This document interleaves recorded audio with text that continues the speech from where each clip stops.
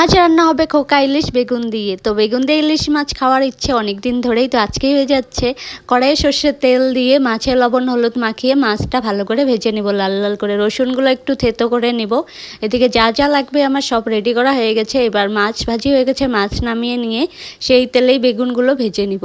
লবণ হলুদ গুঁড়ো দিয়ে একটু ভালো করে মিশিয়ে নিয়ে এবার একটু ঢাকনা দিয়ে বেগুনগুলো সেদ্ধ হয়ে যাবে এরকম করে ভেজে নামিয়ে নিয়ে কড়াইয়ে সর্ষের তেল দিয়ে জিরে কালো জিরে ফোড়নের রসুন পেঁয়াজ কুচি দিয়ে একটু ভালো করে ভেজে নিয়ে কাঁচা লঙ্কা কুচি আলু দিয়ে ভালো করে ভেজে নেব। এবার দিয়ে দেবো লবণ হলুদ গুঁড়ো দিয়ে আরেকটু ভালো করে ভেজে নিয়ে ঢাকনা দিয়ে দেবো। এদিকে জিরে লঙ্কার গুঁড়ো জলে ভিজিয়ে এবার দিয়ে দিব। দিয়ে পরিমাণ মতো জল দিয়ে ভালো করে ঢাকনা দিয়ে দিব। তো 20 মিনিট হয়ে গেছে। এবার ঢাকনা তুলে ভেজে রাখা বেগুনগুলো দিয়ে দিব, সঙ্গে দিব ইলিশ মাছ দিয়ে আরও 5 মিনিট ভালো করে জাল করে নামিয়ে ফেললেই হয়ে যাবে সুন্দর ইলিশ দিয়ে বেগুন দিয়ে রেসিপি।